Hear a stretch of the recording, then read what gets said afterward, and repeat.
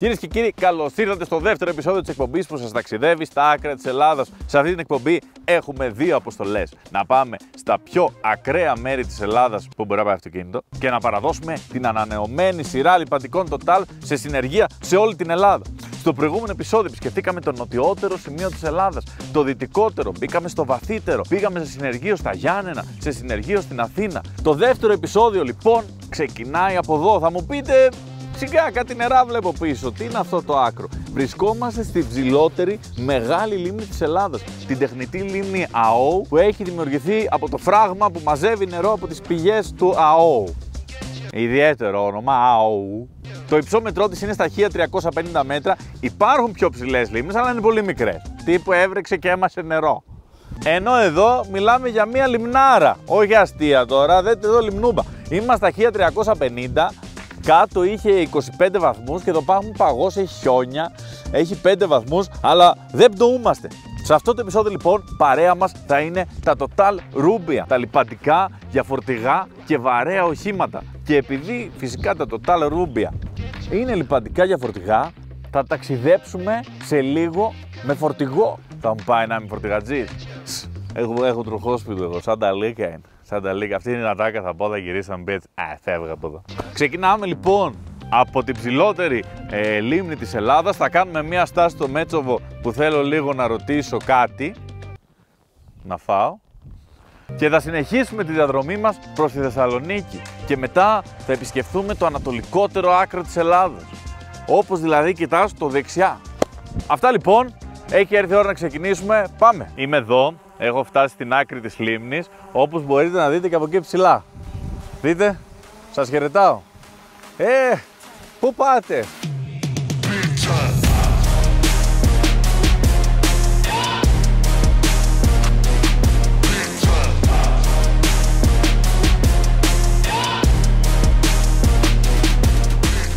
Έχουμε έρθει να κάνουμε μια στάση, μια σύντομη επίσκεψη στο Μέτσοβο.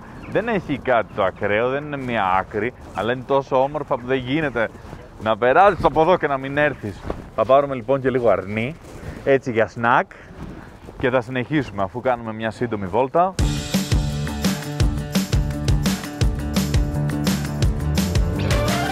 Γενικά, πάρα πολλά μπαρ προσπαθούν να έχουν ένα ιδιαίτερο όνομα του στυλ.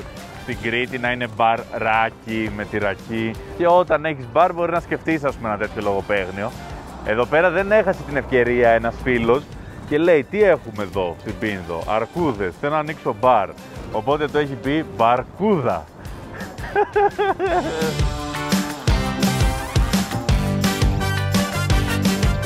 Ωραία η ομορφιά του Μετσόβολου, όλοι ξέρουμε ότι η στάση έγινε για το κοντοσούβλι. Πολύ καλό. Πολύ καλό.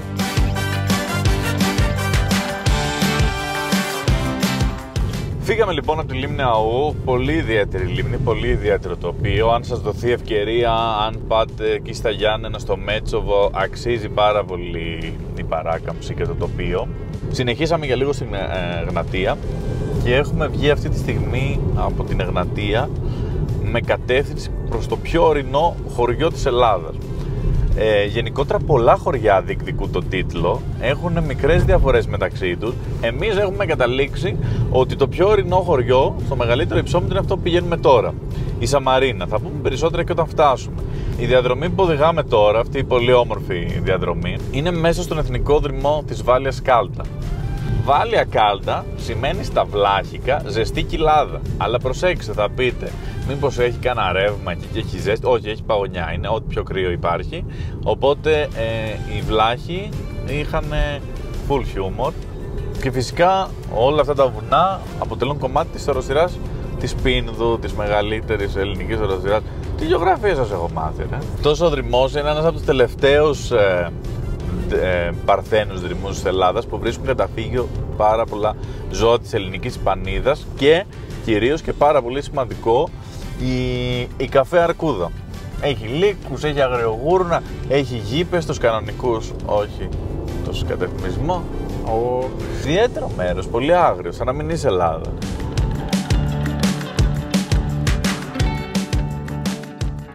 Να δούμε αν έχει ηχό.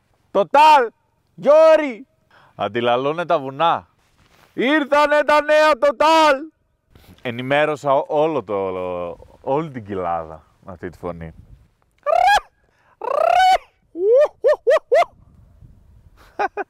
Εν τω μεταξύ, κάθε φορά που κάνεις ηχό, γυρίζεις και κοιτάς τον άλλον για να δεις αν εντυπωσιάστηκε μόνος σου. Δεν είναι τίποτα. Κάνεις «Α!» Και αν δεν έχεις κάποιον να το μοιραστείς, είναι έτσι «Τίποτα, δεν έχω το λόγο να κάνω». Πόσο καθαρός αέρας.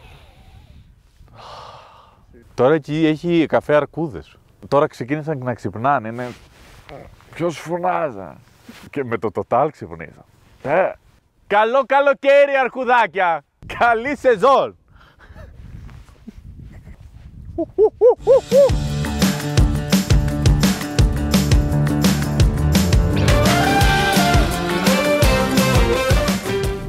Τι τζιπ έχουν, θέλω να δείτε με τι λάστιχα είναι εδώ τα οχήματα. Σίγουρα λιπαντικά Total, μόνο με αυτά τα καταφέρνεις. Δες λίγο αυτό εδώ το καθημερινό όχημα που πάει στη δουλειά του. Δες λάστιχα και λάσπη.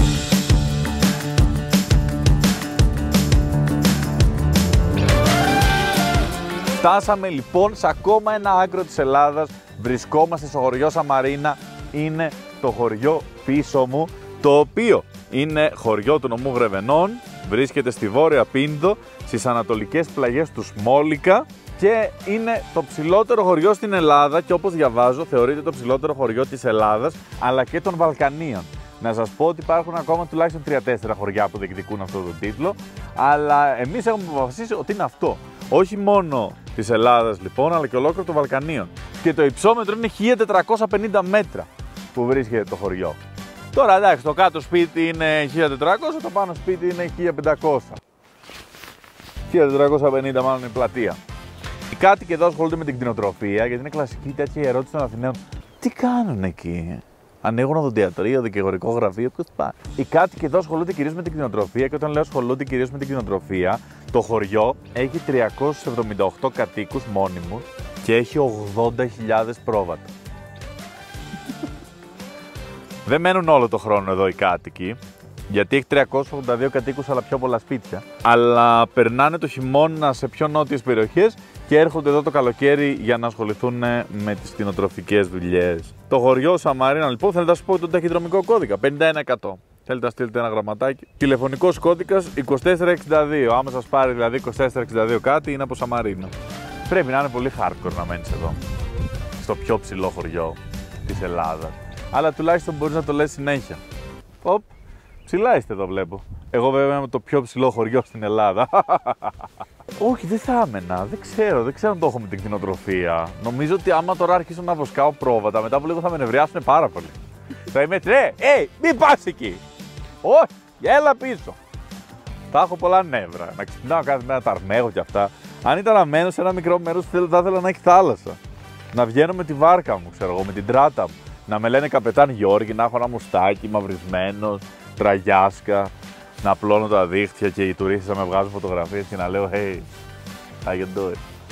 Αλλά τώρα εδώ ξέρω εγώ όχι. Ωραία είναι όμως. Πάμε να το δούμε λίγο και μέσα και συνεχίζουμε για να πάμε και να μπούμε πρώτη φορά στην Ταλίκα. Wow.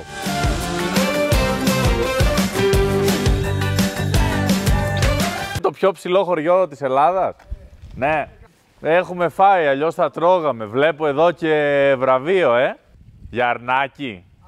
Απ' όλα, Είμαστε εδώ στην πλατεία, αμέσως έχουν βγει εδώ οι κάτοικοι, θέλουν να μας φτιάξουν φαγητό, να φάμε, να μας κάνουν καφέδες. Έχουμε πει 34, όχι λες και έχω πάει στη γιαγιά μου στο χωριό, όχι.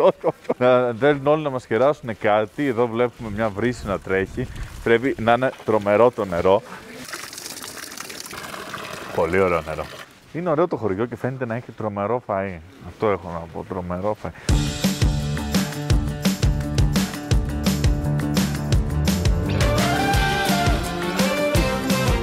Ευχαριστούμε πολύ και καλή συνέχεια.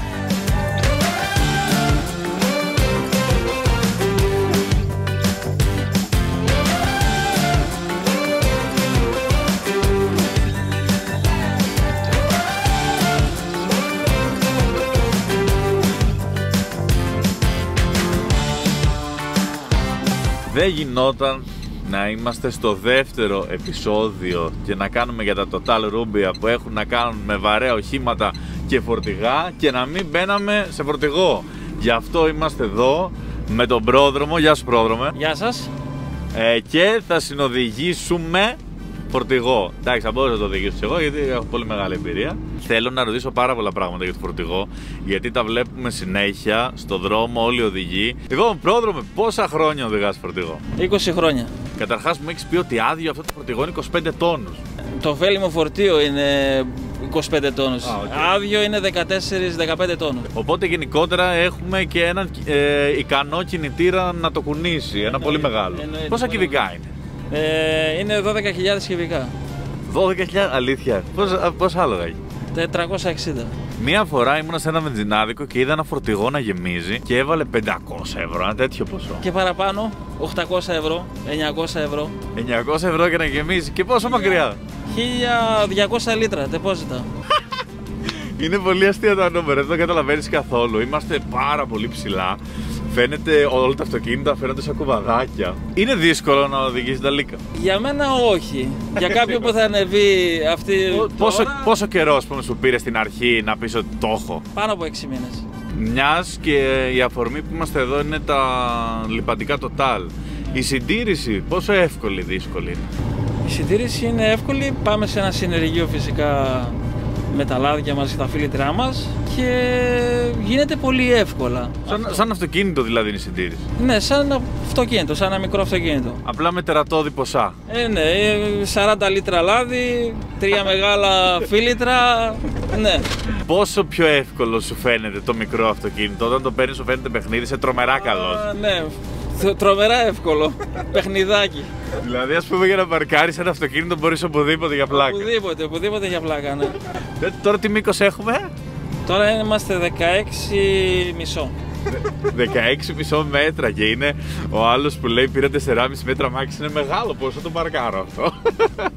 Τι συμβουλές δίνεις για πολλές ώρες οδήγησης? Γιατί φαντάζομαι ότι οδηγάτε πολλές ώρες κάθε μέρα. Οδηγάμε πολλές ώρες, φυσικά τις προβλεπόμενες ώρες. Και κάνουμε διαλύματα, είτε στις 2 ώρες είτε στις 4 ώρες.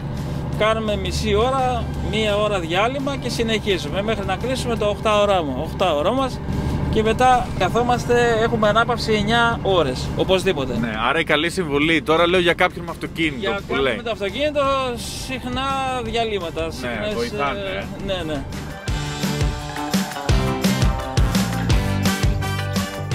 Λοιπόν, πρόδρομε, σε ευχαριστούμε πάρα πολύ. Μάθαμε πάρα πολλά για τα φορτηγά. Ελπίζω τα Total Rubia να γίνονται όλο και καλύτερα που γίνονται και να κάνουν τους κινητήρες να κρατάνε πιο πολύ και να μην παθαίνουν τίποτα. Σε ευχαριστούμε πάρα πολύ. Πώς σου φάνηκε? Εγώ πρώτη φορά στην Ταλίκα, εσύ πρώτη φορά σε γύρισμα. Να πω κι εγώ ότι σας ευχαριστώ πάρα πολύ και για μένα πρώτη φορά είναι. Εγώ να ευχηθώ σε όλους τους συναδέλφους μου καλά χιλιόμετρα.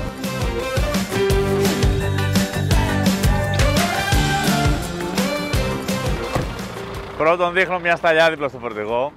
Δεύτερον, ήταν καταπληκτική η βόλτα. Όλη μέρα στον δρόμο είμαι, Γιώργη, έχω δει πολλά. Κρίμα που η κάμερα χάλασε την ώρα που το οδηγούσα και μου είπε δεν έχουμε ξαναδεί τέτοιο ταλέντο. Πολύ ιδιαίτερη βόλτα του φορτηγού. Τίποτα. Χαμογελάω, δεν φαίνεται, δες. Δεν φαίνεται. Πώς θα μπω τώρα στα αμάξια μου φαίνεται το πολιτικό ένα τίποτα. Πάμε Θεσσαλονίκη. Ελάτε λίγο να σας δείξω πόσο δύσκολο είναι να μπεις. Δείτε πού πρέπει να πας. Πρέπει να θυμάστε ότι ανεβαίνεις και κατεβαίνεις με τα μούτρα προς το φορτηγό. Ωραία. Έρχεσαι έτσι και η καρέκλα έχει αέρα. Αλλά είσαι εδώ πάνω βασιλιάς.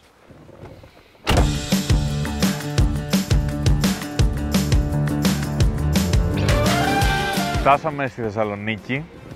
Δεν έχω ξαναδεί ποτέ τόσο άδεια τη Θεσσαλονίκη, ειδικά την παραλία, και ελπίζω να μην την ξαναδώ ποτέ τόσο άδεια. Παρ' όλα αυτά έχει αυτή την όμορφη μελαγχολία της Θεσσαλονίκης. Και τώρα θα πάμε να φάμε κάτι, να κοιμηθούμε, δεν ξέρω γιατί σας τα λέω αυτά, λες και μιλάω με τη μαμά μου στο τηλέφωνο. Έλα μαμά. Ναι μωρέ, είμαστε από τις 8.30 το πρωί, είναι 10, ναι τώρα φάμε κάτι και θα κοιμηθούμε, δεν θα κάνουμε τίποτα σήμερα. Είναι και όλα κλειστά. Και τώρα, με ένα μαγικό τρόπο, εσείς που βλέπετε αυτό το μέρος νύχτα, θα το δείτε μέρα.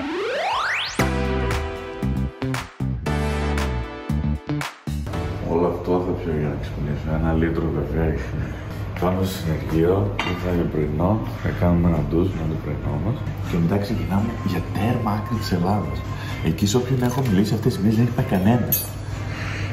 Πού είναι, τέρμα δεξιά λέω. Και το τέρμα πάνω που είναι, λέω πού είναι εκείνη η μύτη, εκεί. Τι έχει εκεί. Θα πάμε να δούμε, Ακρίτες.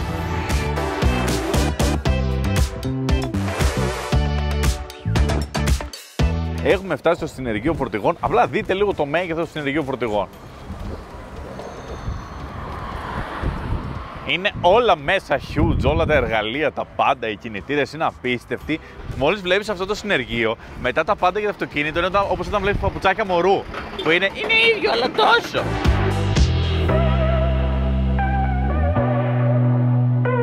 Θα παραδώσουμε λοιπόν εδώ τη νέα σειρά Total Rubia. Θα μάθουμε περισσότερα αφού μιλήσουμε με τον Μάστορα και για τα Total Rubia και για τους κινητήρες φορτηγών που θα έχει πάρα πολύ ενδιαφέρον. Λοιπόν, πάω να φέρω τα λιπαντικά και να μιλήσουμε με τον Μάστορα.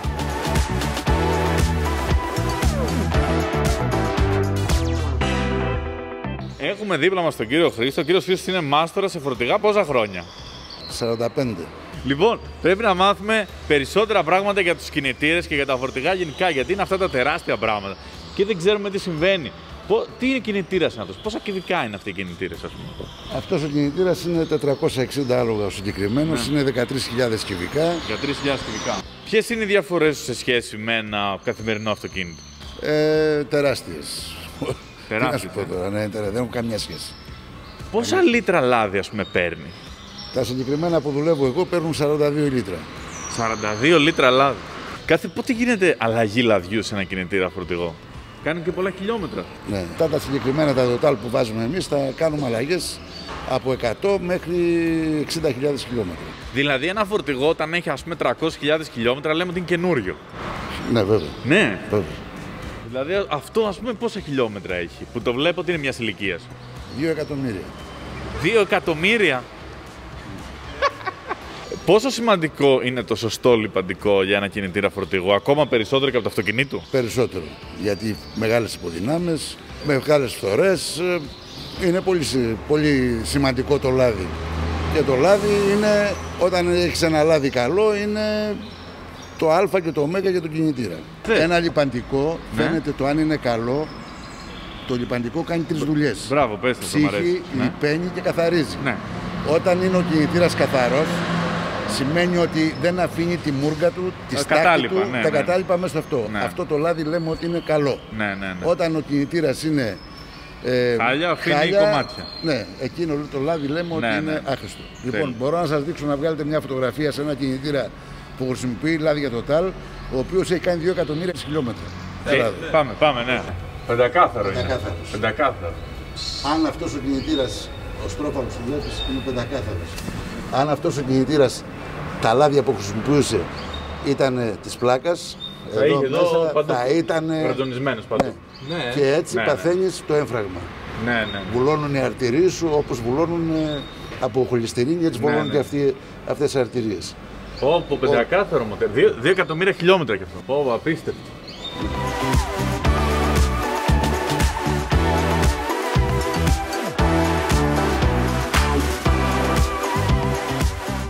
Πηγαίνοντας προς το ανατολικότερο σημείο της Ελλάδας, κάναμε μια στάση εδώ στην Καβάλα, ίσως η πιο όμορφη πόλη της Μακεδονίας. Βασικό χαρακτηριστικό της ότι είναι πολύ κοντά στις Σέρρες. Αυτό είναι που τη χαρακτηρίζει. Βλέπουμε εδώ πολύ όμορφη πόλη, θάλασσα, αμφιθεατρικά. Ο μύθος λέει ότι το όνομα δόθηκε γιατί ο Μέγας Αλέξανδρος ανέβηκε πρώτη φορά στο Βουκεφάλα, έφτασε μέχρι εδώ και είπε πω τι ωραία Καβάλα. Αυτό λέει ο μύθος. Δεν είναι κάποιο άκρο η Καβάλα, είναι πάρα πολύ όμορφα. Αν μπορέσετε να έρθετε να περάσετε. Ξεπιαστήκαμε λοιπόν. Stretching. Πώς φαίνεται ότι δεν ξέρω να κάνω stretching. Λίγο stretching, μία μπουγάτσα, ένα καφέ και συνεχίζουμε τη διαδρομή για το ανατολικότερο μέρος της Ελλάδας. Πάρτε λίγη Καβάλα τώρα. What? Είναι πανέμορφη! Έχουμε φύγει από την Καβάλα, είμαστε πολύ κοντά στην Αλεξανδρούπολη. Φτάνουμε εκεί στο ανατολικότερο άκρο σιγά σιγά, θα είμαστε περίπου σε 1,5 ώρα εκεί. Πάμε!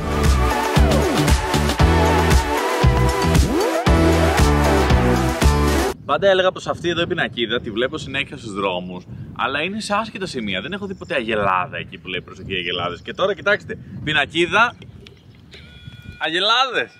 Μας έσωσε! Ακριβώς κάτσαν και μετά την πινακίδα. Μετά την πινακίδα, Μαριγό, έτσι λένε την αγελάδα. Μετά την πινακίδα.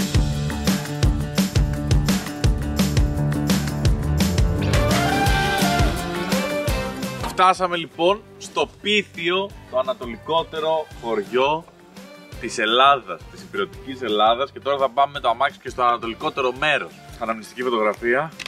Επίσης, εδώ μένει ο μεγαλύτερος φαν ρόδας κάρου που έχω δει ποτέ. Γυναίκα, ξέρεις τι με αρέσει πολύ? Η ρόδα του κάρου. Τη βρίσκω έτσι με τις ακτίνες της και όλο αυτό πολύ.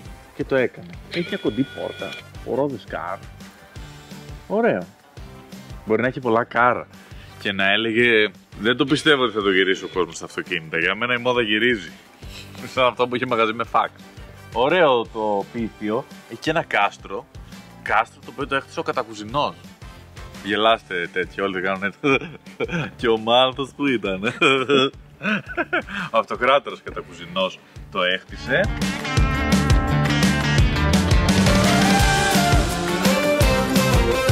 Κυρίες και κύριοι, όπως καταλάβατε, είμαστε στο ανατολικότερο μέρος της Ελλάδας. Βασικά οι κάμερες είναι λίγο πιο ανατολικά από μένα. Αλλά έχουμε έρθει εδώ στο Πίθιο με τον απίστευτο σιδηροδρομικό σταθμό που δεν λειτουργεί πλέον, πρώην σαλόν. Ναι, δείξε λίγο στο χάρτη που είμαστε, πόσο άκρη έχουμε πάει. Έχουμε εδώ και ένα φίλο. Έλα εδώ, να παίξει το βίντεο. Κάτσε. Είναι εδώ ο σταθμός, είναι πάρα πολύ όμορφα. Ο σταθμός είναι εγκαταλειμμένος. Γράφει ακόμα τα δρομολόγια της τελευταίας μέρας που λειτουργούσε. Έχει αυτό το τέλειο γαλάζιο χρώμα. Έχει μπροστά ένα φοβερό μνημείο από τον Πρώτο Παγκόσμιο Πόλεμο, όλο στα γαλλικά. Από πίσω μας ακριβώς, πίσω εδώ από τις Καλαμιές, είναι ο Εύρος. Δηλαδή, εκείνο το δέντρο είναι στην Τουρκία. Τα πίσω δέντρα εκείνα είναι Τουρκία. Ακρίτας είμαι πλέον κι εγώ. Θα πάμε και μέσα στο χωριό να ανεβούμε στο κάστρο του Κατακουζινού, να βρούμε περισσότερες πληροφορίες. Το κάστρο το έχει μισό-μισό με την Ελένη Βλαχάκη. Αυτά, ήρθαμε μέχρι εδώ με τα λιπαντικά Total Rubia, καταφέραμε να φτάσουμε εδώ. Έχω χαρεί πάρα πολύ για αυτή την αποστολή. Πάμε τώρα εκεί στο χάρτη του Εύρου, να σας δείξω πού θα πάμε μετά. Είμαστε λοιπόν εδώ, στο ανατολικότερο σημείο της υπηρετικής Ελλάδας, και έχει έρθει η ώρα να πάμε εκεί, στο βορειότερο σημείο. Όπα, πολύ κοντά είναι αυτά τα δύο. Φύγαμε!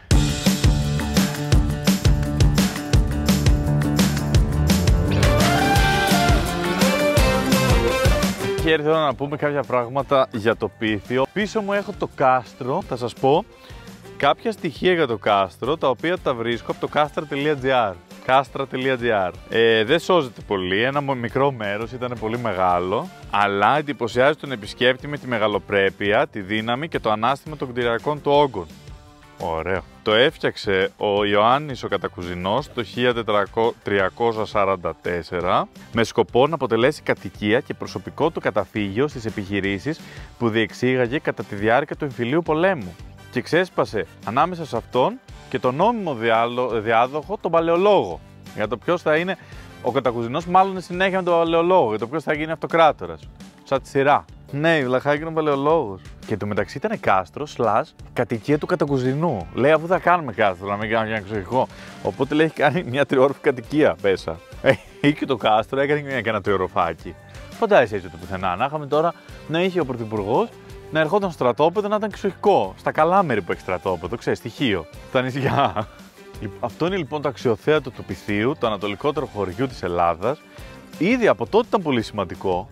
Από το 1300 ήταν πάρα πολύ σημαντικό το μέρος του, γιατί βλέπει πάρα πολύ καλά όλο τον Εύρο και υπάρχουν και πολλά φυλάκια τώρα του σύγχρονου στρατού. Πάμε να δούμε πώς είναι λοιπόν και στο βόρειο, δεν είναι πολύ μακριά, είναι περίπου 80 χιλιόμετρα βόρεια. Θα κάνουμε μια στάση και στην Ορεστιάδα. Με έχουν τσιμπήσει 40 κουνούπια. Φυσικά στο δρόμο για το πιο βόρειο δεν θα μπορούσαμε να μην κάνουμε μια στάση στην Ορεστιάδα. Εδώ είναι η κεντρική της πλατεία. Εδώ βλέπουμε και αυτό το φωτιστικό έργο τέχνης με ένα ΠΑΟΚ πάνω. Λογικό. Ανέβηκε ο άτιμος, τον ανέβασαν 2 άτομα. Δες εδώ τι τεχνική θέλει. Τον ανέβηκε στους ώμους κάποιου να τον κολλήσει όσο πιο ψηλά μπορεί. Έχουνε μία αποστολή. Δεν χάνουμε περισσότερο χρόνο, θέλουμε να προλάβουμε και το φως. Φύγαμε για Ορμένιο, έτσι λέγεται το βορειότερο χωριό της Ελλάδας.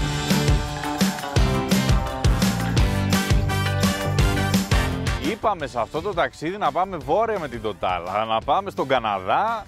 Εντάξει, δεν το περίμενα. Κοίτα, πρακτικά και ο Καναδάς προς Ορμένιο είναι, βόρεια, κατάλαβες. Τι τέλειο ότι υπάρχουν άνθρωποι που είναι από το χωριό Καναδάς. Από πού είσαι, από τον Καναδά? Έλα, από το γαλλικό κομμάτι, Quebec.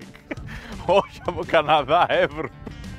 Σαν τον Άγιαξ της Υπήρου είναι ο Καναδάς, Εύρου. Πάμε να γνωρίσουμε Καναδούς. Λένε ότι είναι πολύ φιλικοί. Αν βλέπω καλά, έχουν και ένα γήπεδο χόκκι.